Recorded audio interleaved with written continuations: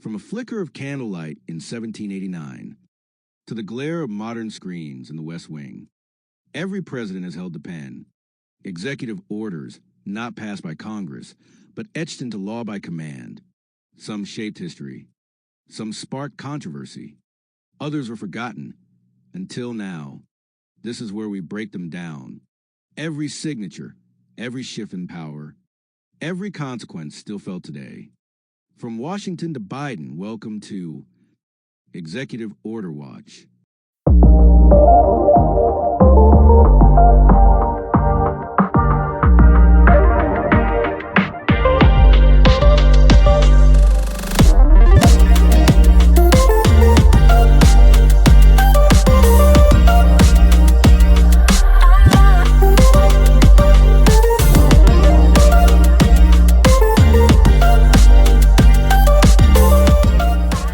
Democracy, we live for it. For democracy, we fight for it. For democracy, we've died for it. And for democracy, we watch it. This is Executive 1996. Now that was a year where America felt like it was moving again. Not always in agreement, not always in sync, but moving. And at the helm was President Bill Clinton, running for re-election, balancing prosperity and politics in a country that was still figuring out what the post-Cold War world meant at home. Let's talk about the moment. The economy booming, unemployment down, the tech bubble just beginning to rise. The internet was no longer a mystery. It was starting to shape our homes, our schools, and our markets. America hosted the 1996 Summer Olympics in Atlanta, a proud moment, though one marred by the tragic bombing at Centennial Park. And once again, Clinton was there, not just in speeches, but in steady presence, projecting calm, strength, and national unity.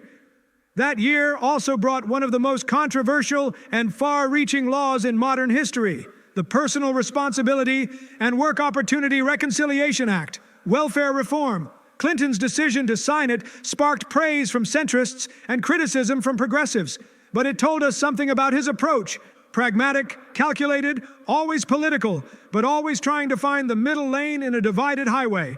Meanwhile, the world kept spinning. The Taliban seized control of Kabul. Dolly the sheep became the first successfully cloned mammal. Mad cow disease rocked Europe's food system. And the Comprehensive Nuclear Test Ban Treaty was adopted by the UN, with U.S. leadership at the table, even if the Senate wouldn't ratify it later. At home, the Telecommunications Act of 1996 rewrote the rules of media, setting the stage for everything from internet competition to media consolidation. Clinton embraced it, seeing technology not just as a tool, but as the next American frontier.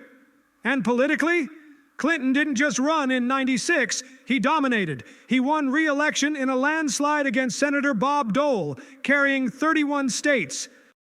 But more than the victory, it was the message that Democrats could win in the center lane if they were willing to compromise, communicate, and command the stage. Clinton governed like a chess player, always 3 moves ahead, always adjusting the board. He talked like a populist, governed like a moderate, and operated with the instincts of someone who knew that history and the opposition were always watching. Now, while the headlines followed the campaign trail and legislative clashes, Clinton was still working behind the scenes, still signing orders, still shaping the government, one stroke of the pen at a time. And trust me, some of those executive orders from 1996, they mattered. They touched foreign policy, ethics, technology, and transparency in ways that we're still feeling today. Next up, we'll look at the top 10 executive orders of 1996, the quiet signatures that had loud consequences. Stay tuned. Executive Order 12,985, establishing the Armed Forces Service Medal on January 11, 1996.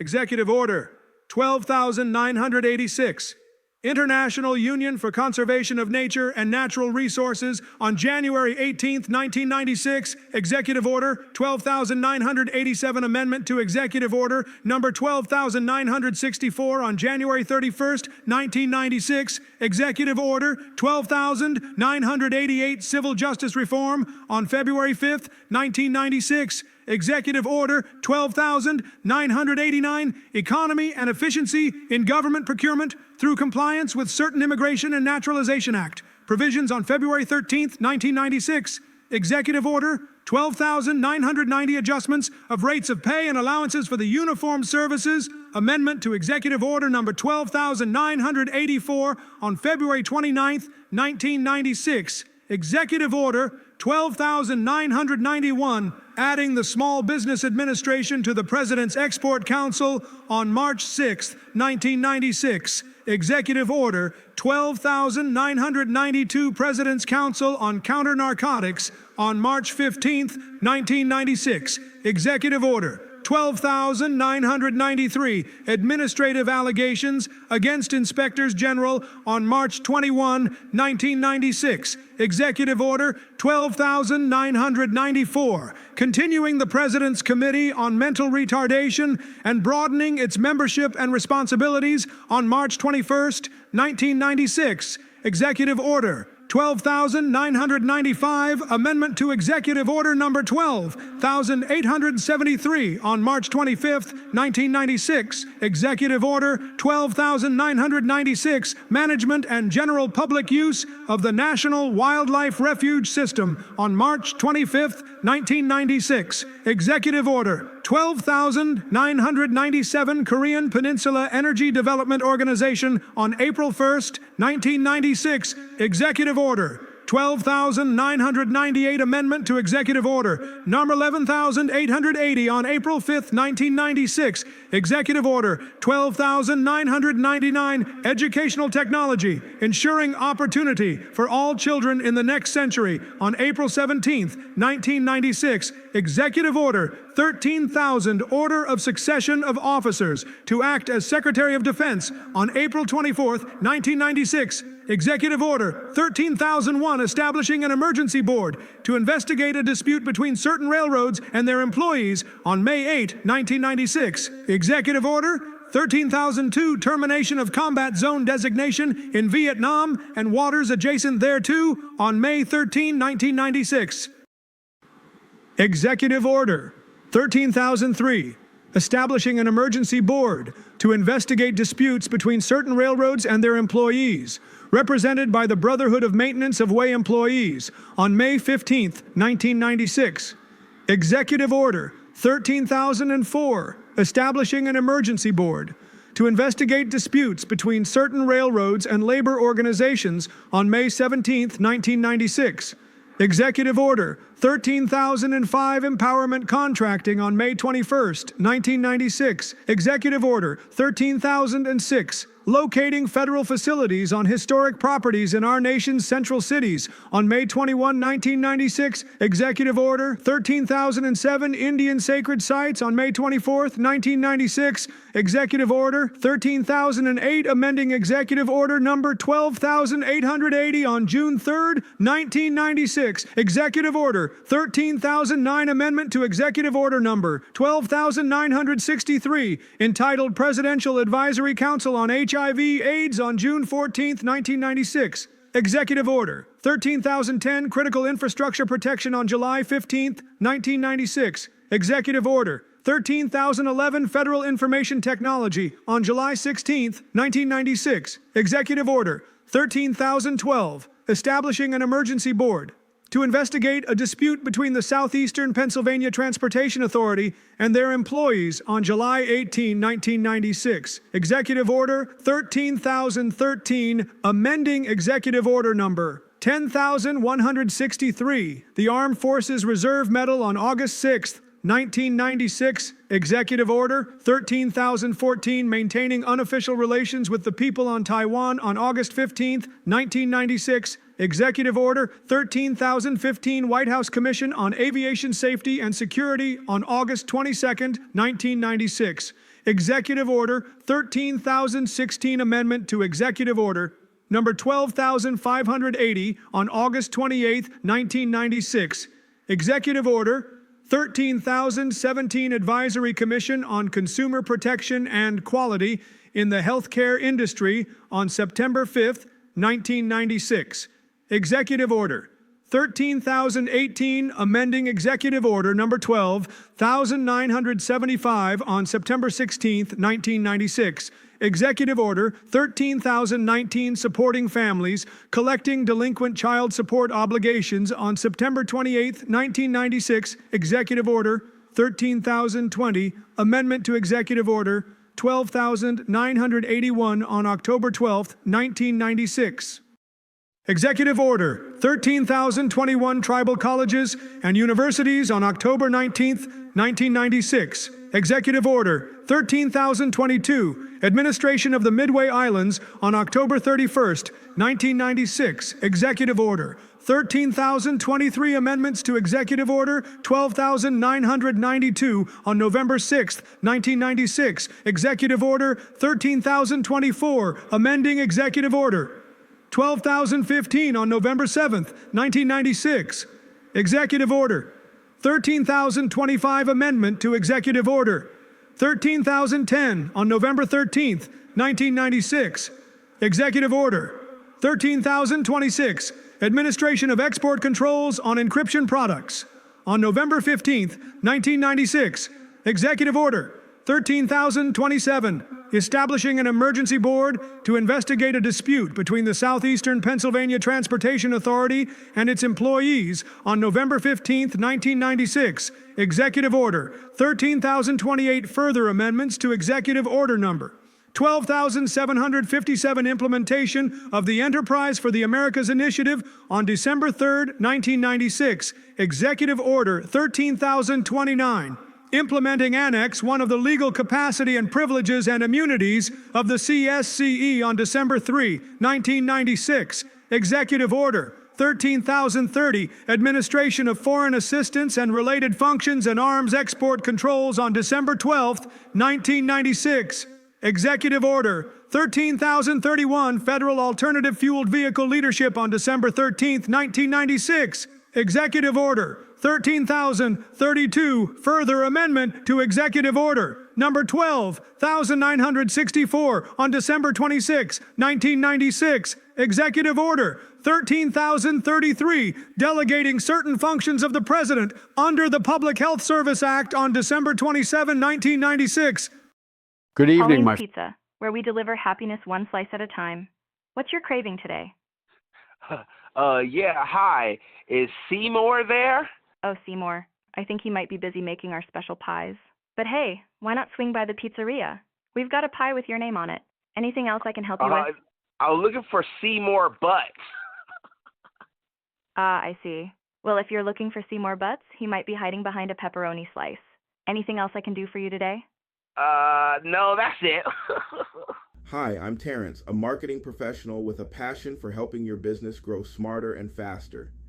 Here at Da Bomb Digital Media, based right here in Atlanta, Georgia, we specialize in bringing your vision to life. Whether you're launching your first website or reimagining your entire digital presence, we've got you covered. From modern website design and search engine optimization to setting up your own AI-powered agency tools, we deliver innovative solutions that keep you ahead of the curve. Ready to unlock your business's full potential? Let's build something remarkable together. For more information, visit our YouTube channel. Just search Da Bomb Digital Media on YouTube and start exploring tips, success stories, and everything you need to elevate your 96. brand. Good evening, my fellow Americans.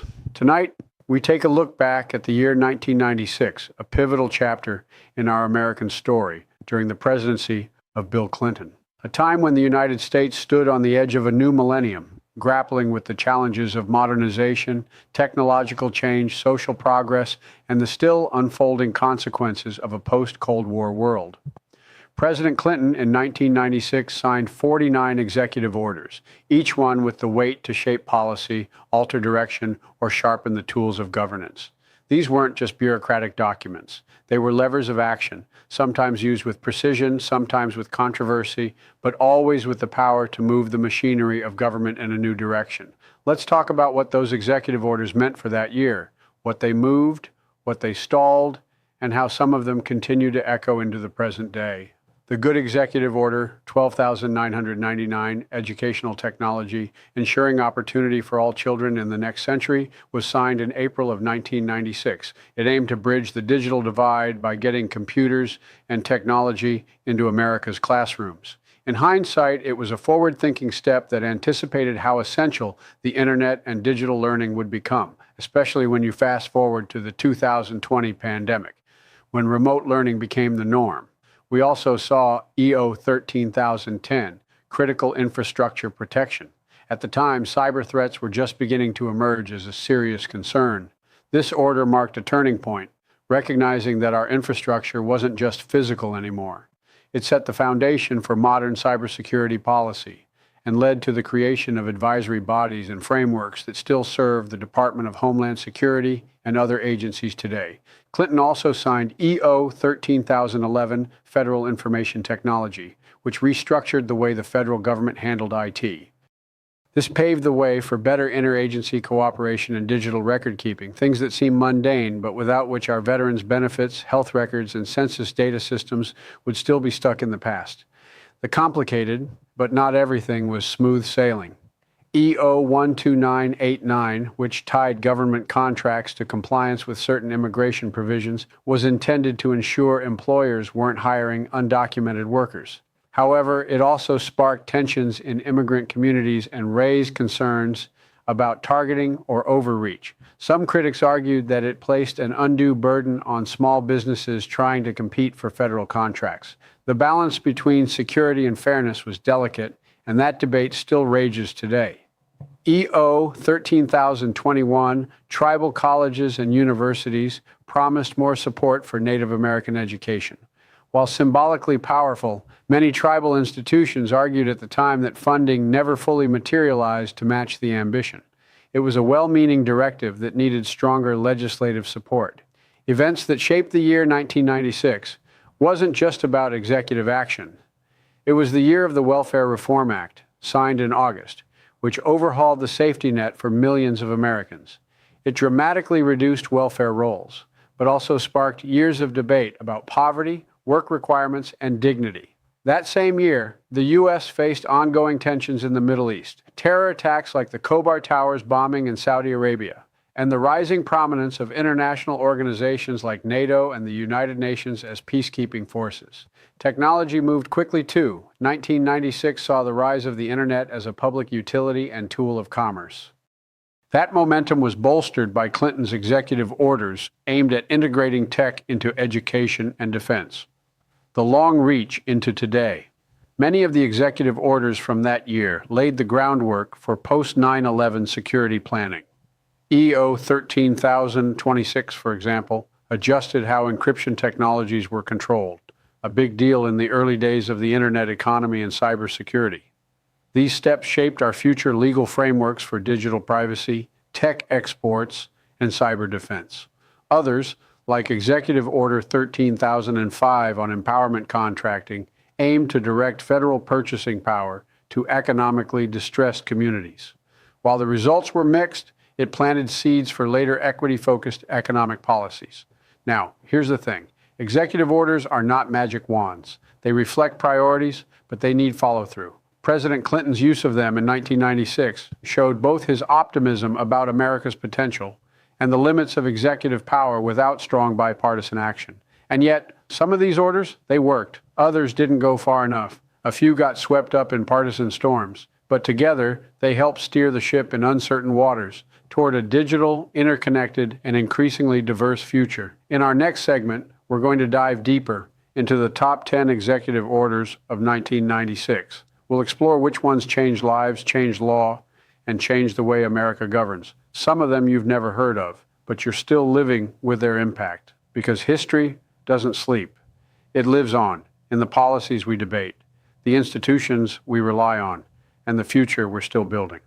We're looking back at 1996, a year that doesn't always get the spotlight it deserves, but one that quietly redefined America's place in the digital world, in government reform, and in the international arena. And we do it through a lens you won't always find in history books, the executive orders issued by President Bill Clinton that year. These weren't just legal formalities. They were the operating instructions for where we were heading as a country. Let's talk about how those orders shaped 1996 and how their ripples still touch our lives today. In the thick of economic growth, Clinton issued Executive Order 13,005, Empowerment Contracting. This wasn't just about federal contracts. It was about investing in America's forgotten zip codes, minority neighborhoods, underdeveloped cities, rural counties. In 1996, it helped spark small business growth in distressed communities. Today, you'll find its spirit alive in equity-focused procurement policies and local development zones. Executive Order 12,999, promoting educational technology for all children, hit at a crucial time. The internet was new, classrooms were still full of chalkboards and overhead projectors, but this order, it helped schools across the country access used government computers, opening the first digital doors for millions of students. Fast forward to 2020 and the COVID lockdown, when remote learning hit, and the foundation built in the 90s helped soften the blow for many districts. An Executive Order 13,010, establishing the President's Commission on Critical Infrastructure Protection. That may sound like a niche bureaucratic step, but it was a historic turning point. It acknowledged, years before September 11th or the ransomware age, that cybersecurity was national security. It created the frameworks that still inform our power grid protection, financial infrastructure defense, and even election security. Let's not forget Executive Order 13,011 on federal information technology. That order started a slow, overdue modernization of government systems. Without it, we might still be buried in paper records and disconnected databases. The push it began still influences the Office of Management and Budget's IT policy today, and your ability to file taxes, access veterans benefits, or apply for student aid online. Executive Order 12,988 on civil justice reform restructured how legal challenges worked in federal court. It brought consistency to litigation practices that even now help reduce gridlock in the justice system. And Executive Order 12,989 addressing immigration compliance for federal contractors. Well, that's a debate we haven't stopped having. It helped set the stage for E-Verify and modern I-9 enforcement and continues to influence how we talk about immigration, work, and fairness. 1996 was a mixed bag of hope and warning. The Taliban seized control of Kabul, cementing a fundamentalist regime in Afghanistan, a decision that would haunt global politics for decades. Mad cow disease triggered an international crisis in the UK, leading to mass cattle slaughter and heightened food safety reforms worldwide. The Comprehensive Nuclear Test Ban Treaty was adopted by the UN, an attempt to curb nuclear proliferation, even as tensions simmered in India and Pakistan. Bill Clinton won re-election in a landslide, defeating Bob Dole. The Personal Responsibility and Work Opportunity Reconciliation Act, also known as welfare reform, was signed into law, reshaping how aid was delivered to millions of Americans. Dolly the sheep was cloned, sparking ethical debates that still impact biotechnology today. And the Khobar Towers bombing in Saudi Arabia killed 19 U.S. airmen. It was a chilling reminder that terror knew no borders and led to tightened security protocols for Americans abroad. The executive orders of 1996 weren't isolated actions. They were tools used in real time to manage these events. When terrorism struck, Executive Order 13,010 became a backbone for infrastructure resilience. As welfare reform became law, Executive Order 13,007 on Indian sacred sites and Executive Order 13,021 on tribal colleges reminded us of who was still being left behind and the federal responsibility to elevate marginalized voices. In the dawn of the Internet age, Executive Order 13,011 and Executive Order 12,999 lit the path forward, not just for Washington, but for every public school, federal office, and Main Street business trying to keep up. So here's the truth. When we talk about executive orders, we're not just talking about ink on paper. We're talking about power, intention, and long-term consequence. The Clinton administration's orders in 1996 show us what can be done when the presidency is used to prepare, to protect, and to modernize. But not all of them aged the same. Some fulfilled their purpose, others fell short, and a few sparked movements that are still growing today. In the next segment, I'll walk you through the top 10 executive orders of 1996, the ones that truly moved the needle. Some protected our schools, others prepared us for cyber war, a few transformed how the federal government serves the American people. So don't go far, because when we say history repeats itself, what we really mean is this: the decisions we make echo. And the devil, my friends, is always in the details. Here is a detailed evaluation of the top 10 executive orders from 1996, issued by President Bill Clinton, ranked by long-term impact, influence on governance, and relevance to current issues. 10 top 10 executive orders of 1996, evaluated in great detail. Number 1, EO 13010, Critical Infrastructure Protection. Signed July 15, 1996. Impact. This EO was a milestone in U.S. national security policy. It formally recognized that America's critical infrastructure, power grids, transportation, finance, telecommunications, was vulnerable not just to physical attacks, but also cyber threats. This was a revolutionary concept at the time. The order created the President's Commission on Critical Infrastructure Protection, PCCIP, launching interagency coordination between law enforcement, intelligence, and private industry. Lasting effect. It laid the foundation for cybersecurity frameworks that are still in use today, influencing the creation of the Department of Homeland Security and future cyber directives like Executive Order 13636, Obama, and Executive Order 14028, Biden. It's the ancestor of modern cyber defense. Number 2, EO 12999, Educational Technology, Ensuring Opportunity for All Children in the Next Century.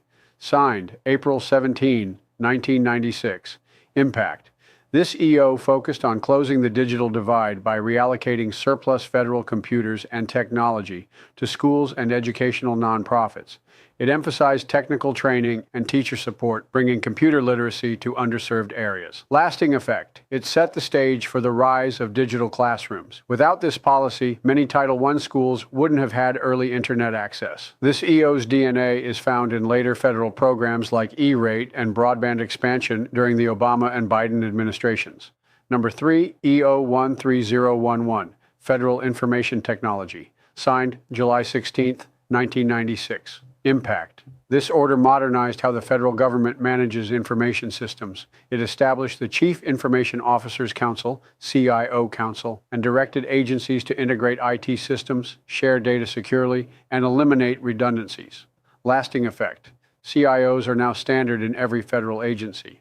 This EO also helped lay the groundwork for cloud adoption, federal IT procurement reform, and interagency interoperability. Its influence extends into healthcare records, cybersecurity, and service digitization. Number 4, EO 13021, Tribal Colleges and Universities. Signed October 19, 1996. Impact. Aimed to support higher education for Native American students by directing federal agencies to provide increased access to funding, internships, research opportunities, and infrastructure support for tribal colleges. Lasting effect. This EO elevated tribal institutions from obscurity to national recognition. Though later amended and replaced, it led to stronger government-to-government relationships and laid a policy foundation for Native education grants and sovereignty programs today. Number 5, EO 13026, Administration of Export Controls on Encryption Products. Signed November 15, 1996. Impact. This EO was a watershed moment for the tech industry. It moved encryption product control from the Department of State to the Department of Commerce, making it easier for U.S. companies to export secure technologies globally. Lasting effect. By relaxing Cold War-era restrictions, it helped launch the global success of U.S. tech giants. It also started debates around privacy, surveillance, and national security that are still active in today's battles over data privacy and global tech regulation. Number 6, EO 13005, Empowerment Contracting. Signed May 21, 1996. Impact. Directed federal agencies to focus procurement on businesses located in economically distressed areas. It sought to use federal spending as a tool for economic uplift. Lasting effect. This EO helped grow minority-owned and small businesses. While results were mixed in scale, the EO became a model for future economic equity initiatives, including Opportunity Zones and Justice 40 under the Biden administration. Number 7, EO 12988, Civil Justice Reform, signed February 5, 1996. Impact: improved consistency in federal litigation by setting standards for legal drafting, reducing frivolous lawsuits, and promoting early dispute resolution. Lasting effect: this EO reduced federal caseloads and laid groundwork for regulatory review practices. It also helped limit confusion over statutory interpretation, benefiting agencies and private litigants alike. Number 8, EO 13014, Maintaining Unofficial Relations with the People on Taiwan, signed August 15, 1996. Impact: affirmed U.S. commitment to Taiwan under the Taiwan Relations Act, even as tensions with China escalated. It maintained the One China policy while safeguarding trade, security, and diplomatic ties with Taipei. Lasting effect: this EO remains highly relevant as China-Taiwan tensions grow. It guides the U.S. stance on arms sales, unofficial visits, and Taiwan's participation in global forums. Its framework has been upheld by both Democratic and Republican administrations. Number 9, EO 12989, Immigration Compliance in Federal Procurement, signed February 13, 1996. Impact: required federal contractors to comply with immigration laws. It was designed to prevent companies that hire undocumented workers from benefiting from taxpayer-funded contracts. Lasting effect: it inspired E-Verify, shaped federal hiring policies, and deepened the intersection of immigration enforcement and labor regulation. It remains contentious, especially in states with large immigrant workforces. Number 10, EO 13000, Order of Succession of Officers to Act as Secretary of Defense, signed April 24, 1996. Impact: clarified the line of succession for the Secretary of Defense in the event of death, resignation, or incapacity. In an increasingly volatile world, this was a key continuity of government measure. Lasting effect: this order was later revoked and replaced, but it underscored the need for preparedness in national defense leadership, especially after Cold War structures faded. Its successors were vital during September 11th and the COVID-19 pandemic transitions. Until next time, for democracy we live for democracy we fight for, and for democracy we die. Nangaude. Some write history with blood, some with laws, but the sharpest stroke comes from the pen. Executive power ain't just a tool, it's a weapon wielded by the few, affecting the many. They sign it, we live it. They order it, we obey it. Here, watching, digging, remembering, from the plantation to the proclamation, from internment camps to civil rights stands, from surveillance laws to student loan draws. Porter can change your life, and you might not even know it, but now you do. So stay locked in, stay woke, stay sharp. We ain't just talking about power, we tracking it. Executive Order Watch, and we ain't blinking.